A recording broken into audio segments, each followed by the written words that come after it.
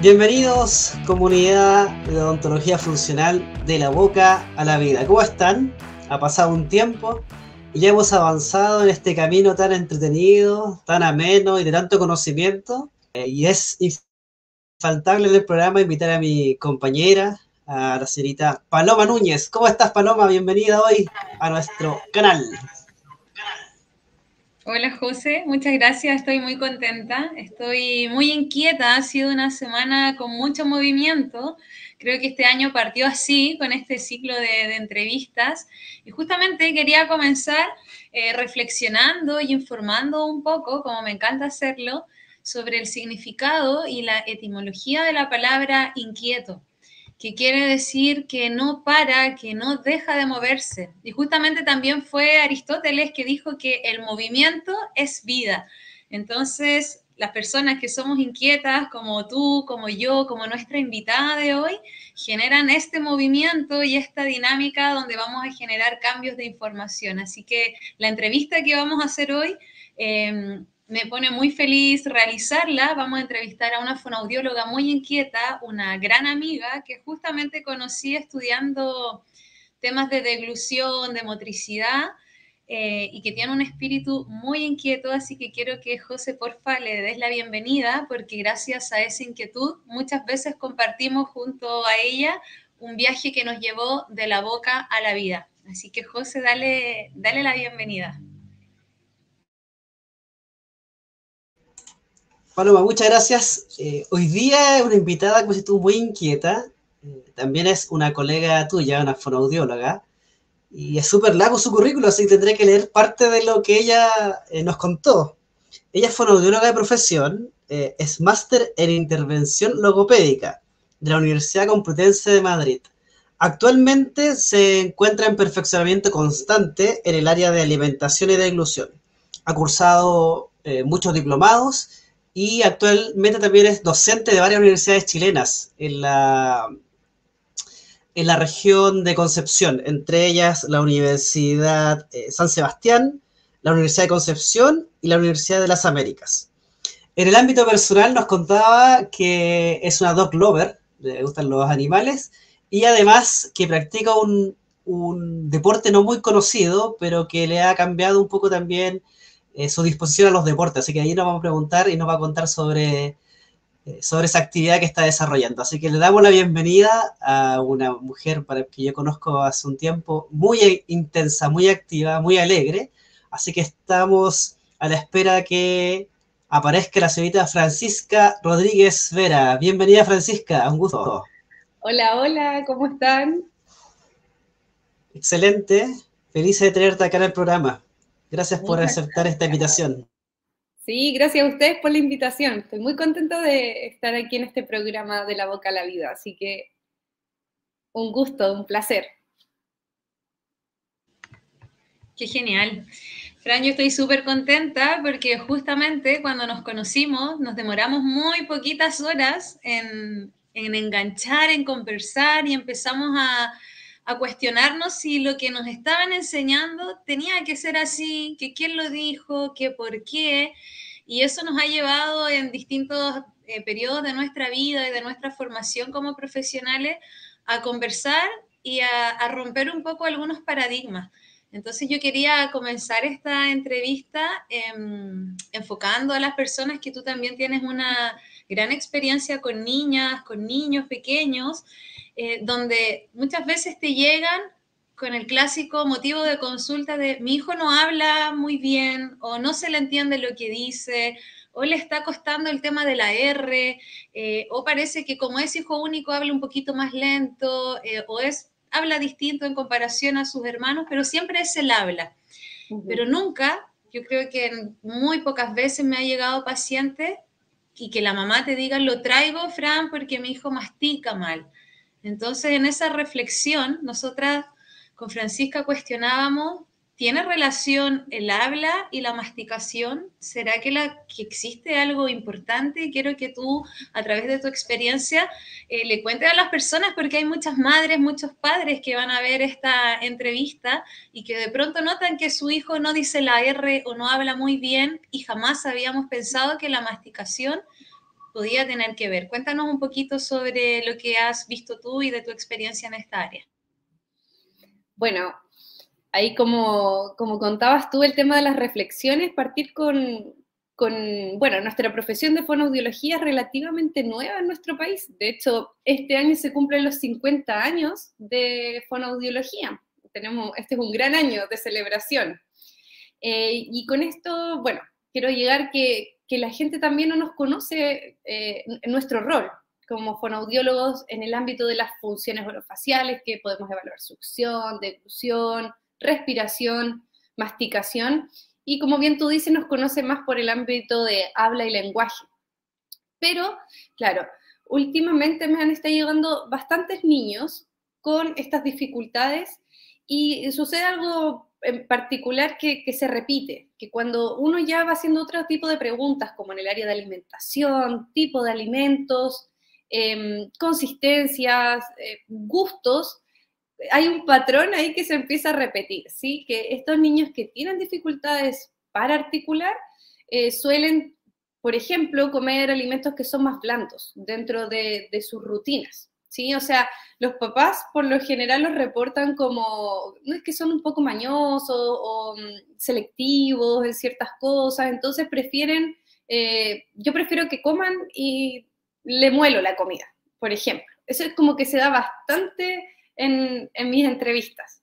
Entonces, bueno, ahí es donde nosotras también reflexionábamos y llegamos a la conclusión de que a pesar de que son cosas muy distintas, lo que significa masticar y lo que significa hablar, hay algo que está relacionado, interrelacionado, que nosotras sabemos que son las estructuras, solo que la gente no lo conoce, no sabes tanto sobre este sistema, que nosotros tenemos un nombre muy peculiar, el sistema estomatognático, que es bastante complejo y que requiere de una estimulación desde las etapas tempranas para ya llegar a desarrollar áreas que son más finas, como la motricidad que se requiere para hablar, ¿sí? Que es una motricidad muy fina, el articular, el mover la lengua, es algo bastante complejo y que se mira como que es como tan evidente que todos tenemos que hablar o dentro de nuestra vida caminar, pero son áreas y procesos muy, muy complejos que van desde las bases, la succión, la respiración adecuada y así también la masticación. Fran, en tu experiencia del trabajo de los últimos años que estás realizando con los odontólogos, no sé si tienes alguna comparación de los pacientes niños, sobre todo niños, que se alimenten, por ejemplo, con masticación viciosa unilateral o alternada en relación al habla. Por ejemplo, lo que yo he visto, te cuento un poco lo que yo he observado. En pacientes que tienen desplazamientos laterales, es decir, que mastican más por un lado, tienden a proyectar su voz y a colocar su lengua, por ejemplo, en algunos fonemas, sonidos, en el lado que mastican también. Y cuando les pido que centren la mandíbula y hablen, se escucha totalmente distinto. Y eso a mí me ha sorprendido. Entonces, no sé si tú has tenido o haces alguna revisión sobre ese tema, de que si la postura, por ejemplo, de la mandíbula influye en el habla, si lo has podido tú evidenciar. Bueno, la cantidad de pacientes que veo quizás no es tanta. Actualmente este año comenzamos a trabajar en la unidad de odontología, sin embargo el flujo todavía no es muy alto, pero sí hay algunas cosas que uno va observando, ¿sí? El posicionamiento mandibular, como tú bien dices, el área que tienen más activa, ¿sí? Uno también lo puede percibir y obviamente coincide, o sea, si yo mastico más por un lado, tengo mucha más propiocepción, sensaciones, y así también mi lengua tiene probablemente más capacidad a nivel motor, ¿cierto? De moverse, de sacar el resto de alimentos, y asimismo también pueden ir compensando con el tema del habla. Y bueno, eso era lo que nosotras también comentábamos cuando hacemos la evaluación de ciertos movimientos. O sea, yo para evaluar masticación, antes de evaluarlo masticando, en la función propiamente tal, hacemos evaluación de movimientos oromotores, ¿ya? Aquí nosotros, lo que se llaman praxias. En lo que, a ver, ¿cómo explicarlo? Pero lo que está ahora de moda es que las praxias no tienen nada que ver con la función motora de la masticación, por ejemplo, no las podemos unir, o con la función del habla. Pero sí, unas con respecto a esa teoría, porque si el niño, por ejemplo, no es capaz de llevar la lengua al utilizar, lateralizar hacia la mejilla, yo ya puedo sospechar o hipotetizar que al momento de masticar, cuando ya le ingrese el alimento, también va a tener ese tipo de dificultades porque es más complejo, requiere de mucha más coordinación tener algo en la boca. Entonces, para nosotros también el tema de los movimientos previos que hacemos a la evaluación de masticación ya nos van dando algunos indicios de que esto está inmaduro. Y así también cuando habla, ¿sí? Lo mismo, cómo posiciona la lengua, cuáles son las compensaciones y cómo se distorsionan los sonidos. Que muchas veces hay fonemas o sonidos que no se altera acústicamente, pero sí la posición de la lengua. Veo que el niño todo el tiempo está con la lengua interdental y habla con la T, la D, que son sonidos que se escuchan igual, pero no, la posición no es la adecuada. No sé si respondo la pregunta, pero sí he visto que hay como un camino ahí muy parecido entre la posición de la lengua, cuando hay mayor habilidad o cuando hay compensaciones, cómo se va adaptando, ¿cierto?, a ciertas funciones. Genial. Oye, Fran, no sé si a ti te ha tocado ver, pero hay personas que no tienen problemas de habla, como al oído que no es fonoaudiológico, y que dicen la R, personas adultas que a veces van por estética, pero cuando dicen la R, yo quiero ahora invitar a las personas que están escuchando que corran a un espejo, miren su boca cuando dicen rrr, si es que vibra su lengua más de un lado que de otro lado, porque de verdad que uno empieza a mirar la lengua y dice, ¿por qué vibra más de un lado que del otro lado? Y te das cuenta que eso se relaciona mucho con el cómo realiza su masticación. Y quizás respondiendo un poco también la pregunta ahí de José del trabajo con odontólogos, sin duda es la función estomatognática la que va a crear la forma. Entonces yo le digo a las personas, vamos a invertir a veces en tratamientos dentales para modificar algo estético, pero si no soluciono lo funcional, si nadie te enseña a masticar, si nadie te enseña a tragar, si nadie te enseña a usar tu cara y tus funciones, tu tratamiento de odontología va a fracasar al corto plazo. Se van a volver a mover esas estructuras en base a la función. Eso quería aportar ahí a esta respuesta que daba la Fran. Y lo otro que yo te quería preguntar es que, no sé si a ti te ha pasado, pero muchas personas a veces dicen, oye, es que mi hijo come de todo. Y después tú, ok, le dices que traiga manzana, que traiga zanahoria, que traiga un pepino. Y no, es que eso no, es que eso no. Y cuando uno empieza a mirar, efectivamente la gente come de todo, pero ¿cómo lo comen? Pues todo chiquitito, todo pequeñito para que no se vaya a ahogar. Y ahí aparecen otros chicos que me dicen, sí, él come puras cosas suaves, puras molido con tenedor, pero porque es muy asquiento, es súper mañoso, y al final hace tanto show que yo prefiero darle todo molido, como decías tú, pero que se nutra. Entonces ahí hay muchas mamás que esperan que uno, como es la fonoaudióloga, te lleva sapo, culebra, manzana y las verduras que no comen y te dicen ya, que coma con la Paloma, que coma con la Francisca. Y uno dice, no, yo no le puedo enseñar quizás, yo le enseño a masticar, a usar su boca, pero no necesariamente lo voy a obligar a comer de todo porque hay que ir a detectar si mi hijo es un niño mañoso y tiene algo conductual de base, o si de verdad a mi hijo le molestan ciertas texturas, y acá están las alteraciones a nivel sensorial. No sé si es algo que a ti te pasa, pero a mí me ocurre que cada vez llegan más niños o niñas que no les gusta comer, que no tienen relación con los sabores de la comida, porque la industria de los alimentos, que son ultraprocesados, tienen mucho sabor y es muy difícil para una manzana real competir con el sabor de, no sé, de un Chester, de un Dorito, de alimentos que no son, de cosas que no son alimentos, no son alimentos. Entonces, existe algo sensorial de base, porque las personas, si no saben muchas veces qué hace un fonoaudiólogo, más se pierden cuando uno dice, ¿y tiene que ir a un terapeuta qué? ¿Ocupacional? ¿Por algo qué? ¿Sensorial? Cuéntame un poquito sobre cómo discriminas tú cuando un chico o chica tiene algo a nivel sensorial, cuando es mañoso y es algo conductual, o cuando simplemente falta de experiencia, porque hay muchas mamás que dicen, no, me da terror, nunca lo había hecho masticar así tan grande. Cuéntame un poco qué ves tú. Bueno, ese es un tema súper interesante también que se está dando mucho, como dices tú, de las habilidades de alimentación.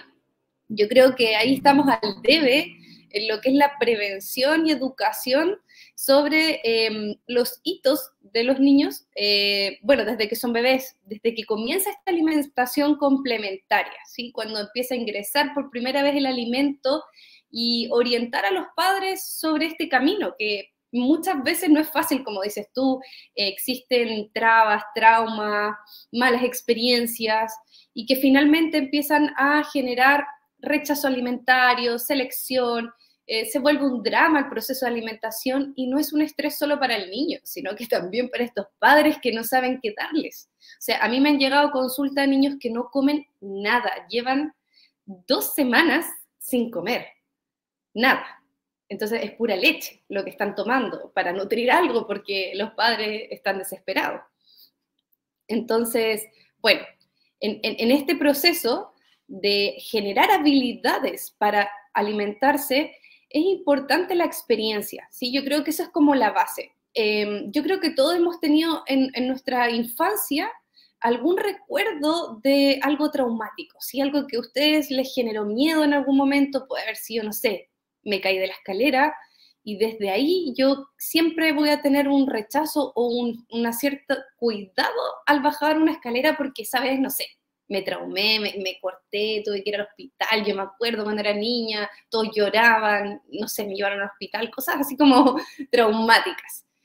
En el proceso de alimentación, este cuerpo o todos nuestros cuerpos tienen memoria y también muchas veces habla cuando ya son un poco más niños, ¿sí? Sobre estos traumas. Y no lo digo necesariamente que sea un accidente o que se atoraron, sino que también puede ser alergias alimentarias, ¿ya? Como era bebé y hacía diarreas, por ejemplo. Entonces los papás, bueno, ahí se dieron cuenta recién de que era intolerante a la proteína de la vaca, ¿ya?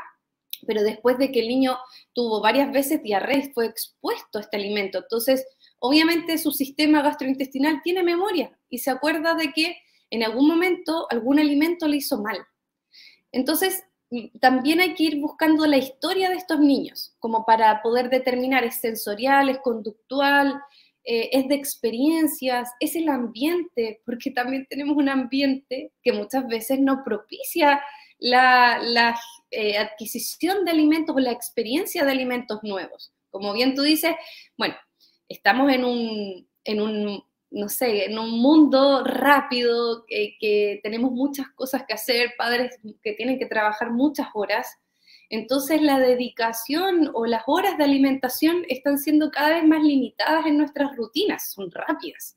Como come rápido porque después nos tenemos que ir al colegio, tienes que ir a taller, o yo tengo que ir a trabajar. Entonces, en esa rapidez, la gente busca lo práctico, y es que el niño se nutra, ¿ya? Entonces se van probablemente como a la segura, van a comer las cosas que comúnmente comen. Entonces, por ahí está lo cultural, lo socioeconómico y las experiencias, ¿sí?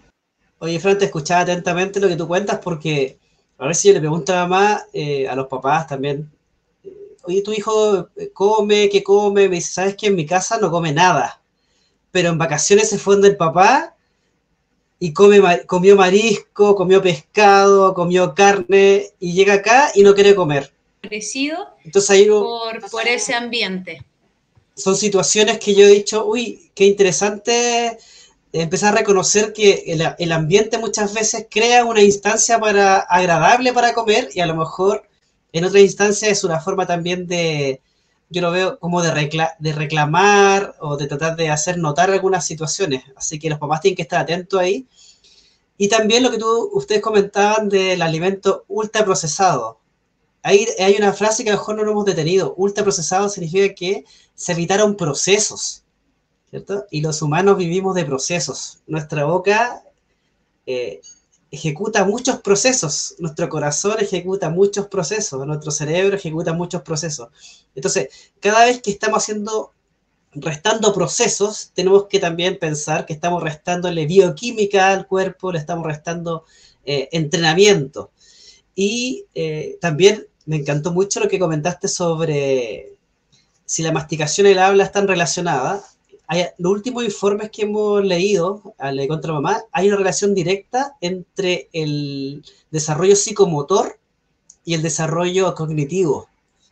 Y eso está comprobado, que los niños que realizan mayor actividad física tienden a tener relación a un mayor desarrollo cognitivo, a estar más atentos, a dormir mejor, mejores notas.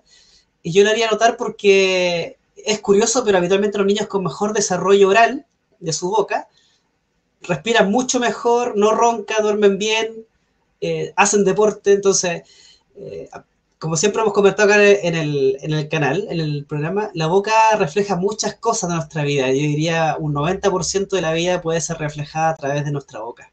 Así que, uy, tocaste muchos puntos interesantes en el programa. Así que síguenos contando. Oye, y la pregunta que te quería hacer sobre lo sensorial es el tema de si tú hay alguna relación, como un camino que se desarrolla, porque, por ejemplo, los sabores amargos, cuando uno niño tiende a no disfrutarlos, ¿cierto? Como a evitarlos.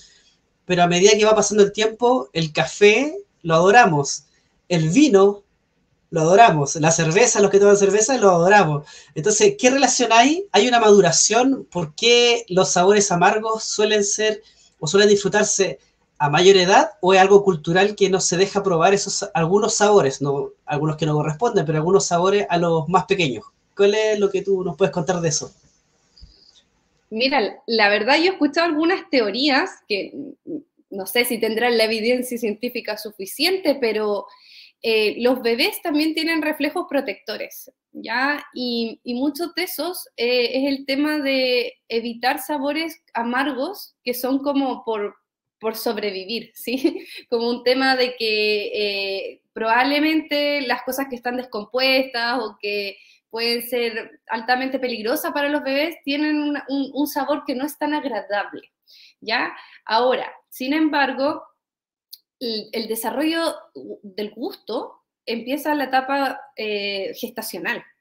Entonces también el gusto se desarrolla muy parecido a lo que la madre ingirió durante el embarazo, ¿sí? O sea, si la mamá le gustaba el ajo, por decir como condimento, probablemente la afinidad que tenga este bebé con ese condimento va a ser mucho mayor frente a una mamá que nunca comió ajo durante el embarazo y nunca se expuso a este tipo de sabores que el bebé claramente lo va recibiendo en la etapa gestacional. Entonces eso parte desde etapas muy, muy tempranas con el tema de los gustos, ¿sí? Entonces hay una alta incidencia entre lo que come la madre a lo que le puede gustar a los bebés. Yo tengo una experiencia personal de ser un sibarita, así que me gusta mucho la comida rica, y también la que a veces la gente dice no tan rica, también le encuentro mucho sabor agradable como a toda la comida. Y se lo he transmitido a mis hijos. Habitualmente de muy pequeños comemos mucha alimentación costeña. Yo siempre he tratado de entender dónde vivo. Entonces Chile es un país hermoso que nos dota de mucha alimentación variada. Y comemos muy poco pescado, comemos muy poco marisco, siento que tenemos la costa más larga del mundo. Pero yo me preocupaba de niño de comer mucho marisco. Y ahí siento, no sé si tú lo has visto, pero cada vez que uno se alimenta con cosas que fueran menos procesadas, tiende a regular otras cosas. Me refiero, por ejemplo, a sentir hambre, que la gente a veces encuentra que el hambre es como dañino. No puedo pasar hambre, no puedo pasar frío, no puedo pasar ciertas circunstancias. Y ahí uno se da cuenta que pasar frío tiene una regulación interna, pasar hambre tiene una regulación interna. Y eso lo entendí en base a esta ontología funcional y lo he ido practicando con mi familia, por ejemplo. Le digo a los papás, entonces de pequeño le incorporé alimentos que dicen cómo tu hijo va a comer marisco, cómo tu hijo va a comer pescado, eso no es alimento para los niños. Pero me di cuenta que rápidamente lo absorbieron y lo tomaron como sabores de su vida y ahora los disfrutan. De hecho, lo prefieren por sobre la carne, por sobre los alimentos procesados, y no es porque yo lo haya hostigado con eso, sino que entendí que entre más pronto se incorporen estos sabores, estas texturas, ¿cierto? El cochayuyo, que habitualmente a la gente no le gusta, tiene una textura, tiene una forma de sentirse en la boca que es súper propia, pero se adquiere temprano y después uno lo disfruta. Entonces, yo, sin ser especialista del área de motricidad facial, he visto, por lo menos en los pacientes, y les he indicado que vayan incorporando, y ellos comentan algunas cosas así, como que nunca había probado esto, no me provocó, pero después ya no tanto. No sé si tú tienes alguna terapia, cómo lo haces ahí con los papás, para que incorporen o no está dentro de la terapia que ellos incorporen. ¿Cómo lo ves tú eso? ¿Cómo aconsejan los padres? Bueno, el tema de la incorporación de alimentos, como tú bien dices, es por el ambiente, ¿sí? O sea, si ustedes son una familia como que viven en la costa y que les gusta comer mariscos, probablemente sus hijos van a ser mucho mejor para comer este tipo de alimentos. Entonces, como yo les decía, el tema sensorial o conductual o ambiental está mediado por lo socioeconómico, lo cultural. No es lo mismo quizás tratar a una familia venezolana a una familia chilena, porque nosotros igual ahora estamos con muchos emigrantes y probablemente hay que, no sé, voy a tener que trabajar que estos niños incorporen alimentos que sean parte de su casa, ¿sí? No sé, ahora no me sé ningún nombre de la comida venezolana, pero bueno, es como un ejemplo, ¿sí? Un pabellón. Sí, algo de maíz que comen harto, las arepas, ¿o no? La arepa. Las arepas, sí. Sí. Entonces, probablemente vamos a tener que trabajar con alimentos que sean del ambiente, de la familia, y que tengan una exposición constante. Ahora, también hay algunas teorías que dicen que para que un niño no le guste algo, tiene que ser expuesto al alimento casi 100 veces. O sea, para que ustedes digan, ¿realmente el niño no le gustó? Debería estar expuesto 100 veces a ese alimento. ¿Y qué pasa en nuestra vida diaria? El niño 2, 3 veces no le gustó y no le gusta. O sea, no le gusta y sacamos ese alimento de las rutinas y probablemente por el tiempo y para ahorrarnos un mal rato, no lo volvemos a exponer.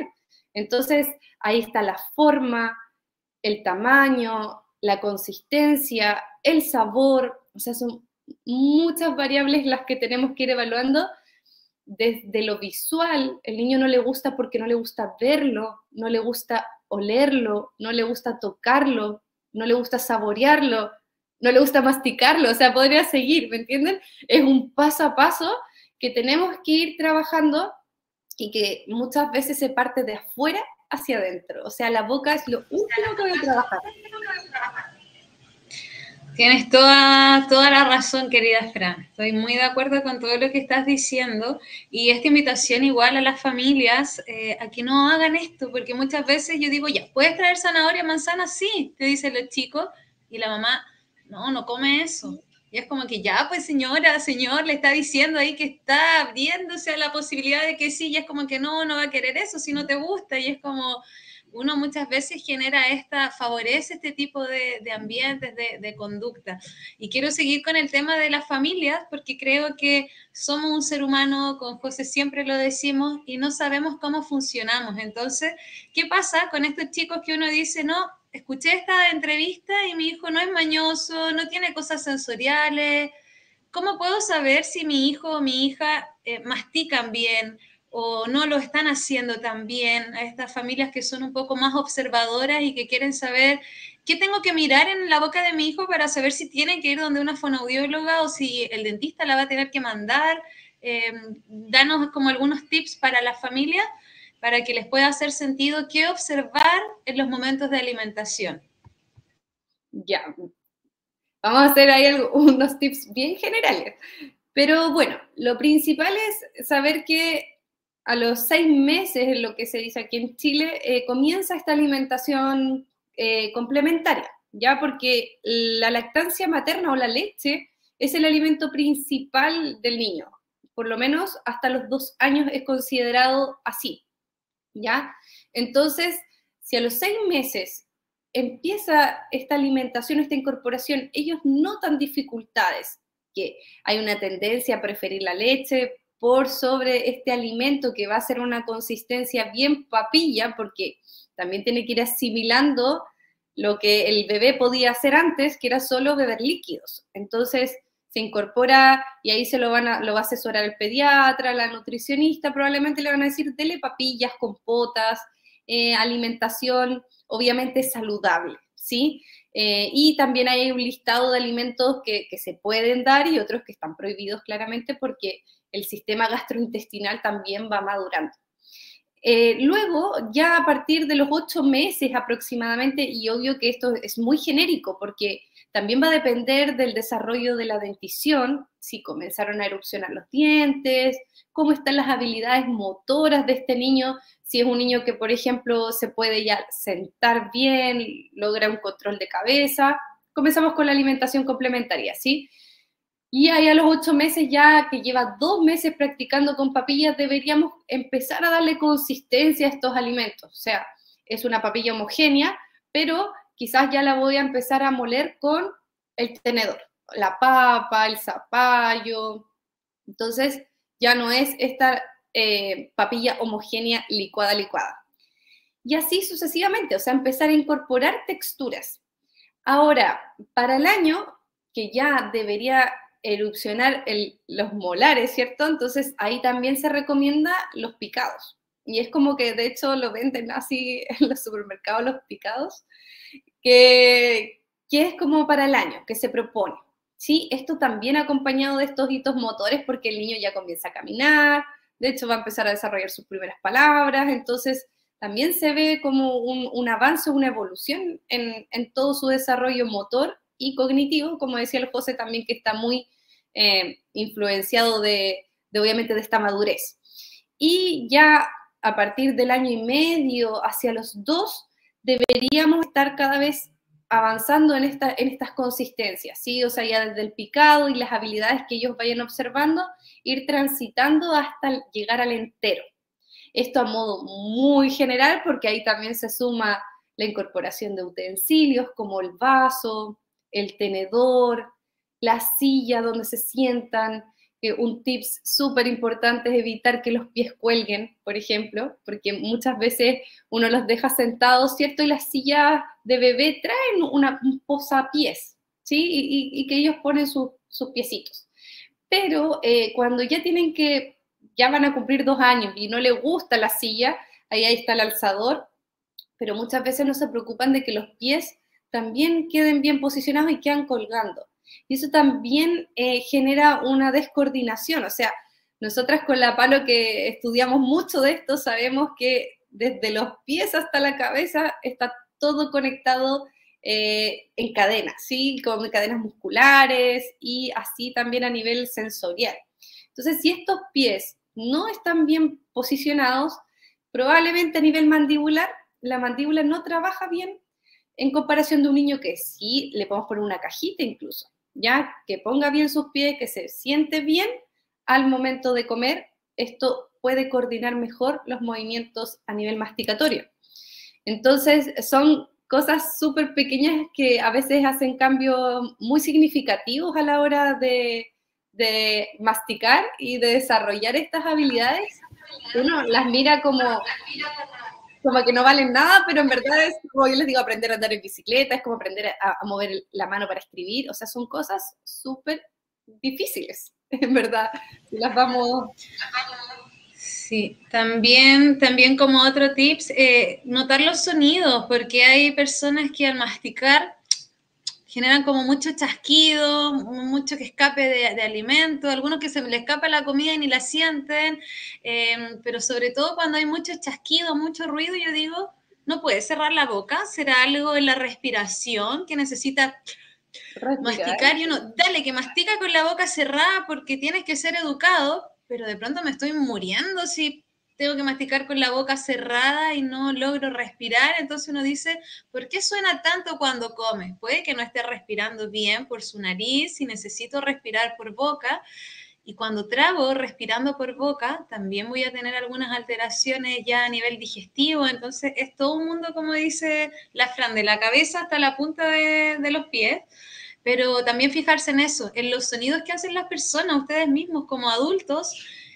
Fíjense, si suena mucho, si hay mucho chasquido, si comen más por un lado, si logran hacer transición, por qué mastican por los dos lados al mismo tiempo algunas personas.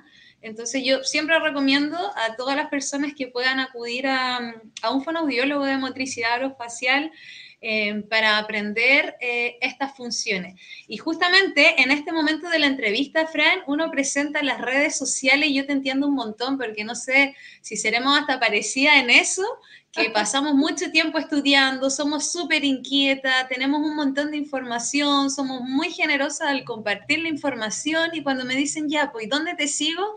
Uy, uno dice, sigue mi Instagram personal, pero cuéntanos un poquito de dónde estás trabajando en tu consulta, porque también te desarrollas en la parte académica, pero si alguien dice, pucha, quiero llevar a mi hijo, a mi hija con la Fran, ¿en qué ciudad te encuentran? ¿En qué consulta? Cuéntame un poco de eso.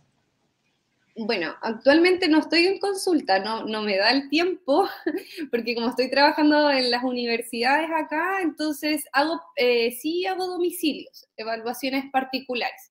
Y eso también aquí le acomoda mucho a la gente porque no sé si será igual en el lugar de ustedes, pero aquí en Concepción hay un aumento de autos y de tráfico impresionante. Entonces, movilizarse muchas veces de un lado a otro aquí está complejo.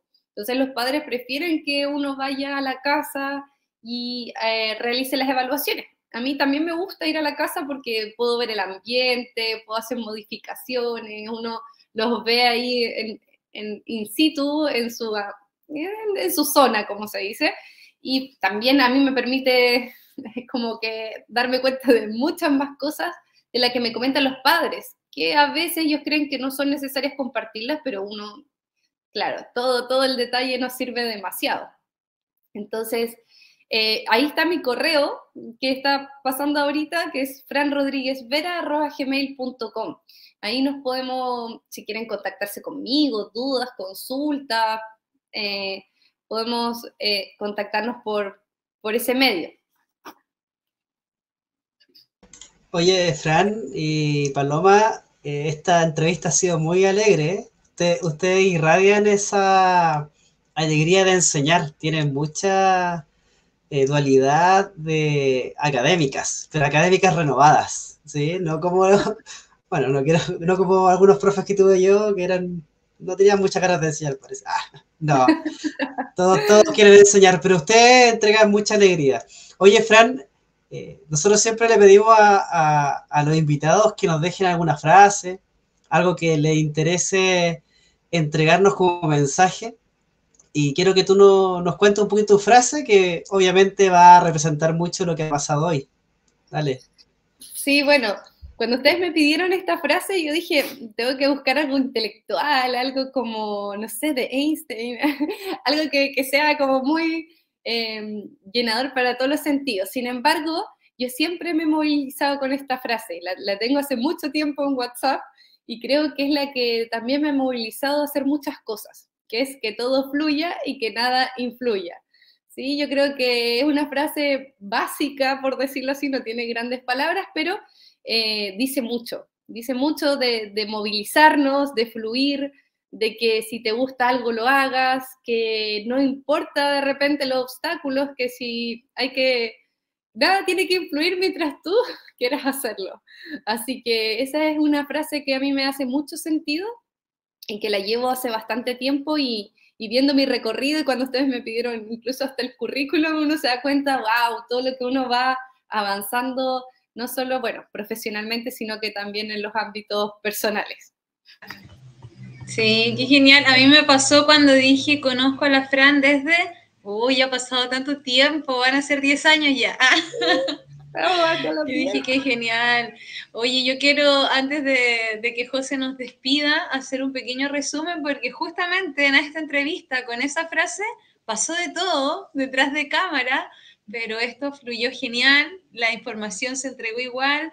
Solamente decirle a los profesionales, a las familias que nos están escuchando, que si mi hijo habla mal, también es importante que yo cuestione si tiene que ver o no tiene que ver la masticación. Por último, para pesquisar, para observar y entender que de la boca a la punta de los pies estamos conectados. Saber que si mi hijo es mañoso, también puedo pensar si es un tema conductual o hay algo sensorial que quizás no estamos pesquisando como familia y que es importante observar.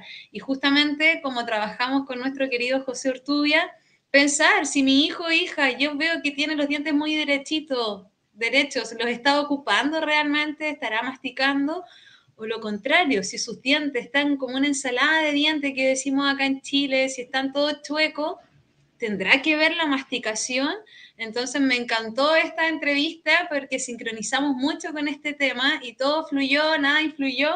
Así que muchas gracias, Fran, por esta conversación de un tema que a mí me apasiona mucho, sé que a ti también, y sé que a José le encanta porque al estudiar ortopedia funcional se dio cuenta que la función, que las fonoaudiólogas son importantes para que él pueda brillar en sus intervenciones. Así que muchas gracias, Fran, muchas gracias, José.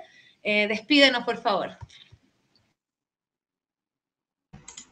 Chicas, compañeras, colegas, muchas gracias por el programa de hoy día. Me voy muy contento. De verdad, ustedes contagian mucha alegría y eso tiene que ser latente del programa. Y también, Fran está formando a muchos fonoaudiólogos jóvenes que están saliendo con una mirada muy distinta. Y a mí me está correspondiendo el lado de la odontología también, y que esta reunión que se está logrando va a llegar en un momento a escucharse en muchas partes, se va a escuchar fuerte, el que somos un solo ser humano, todo influye y nada influye, todo fluye, fluye, fluye. Y a la gente que nos está escuchando, la intención del programa siempre ha sido acompañarlo, sobre todo en un mundo que está muy complejo ser padre.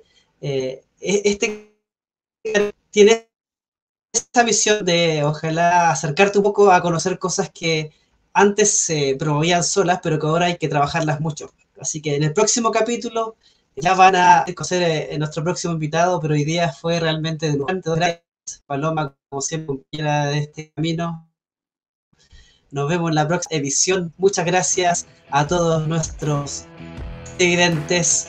El próximo capítulo de La Boca a la Vida. Hasta pronto, amigos. Muchas gracias. Chao, chao. Chao. Nos vemos.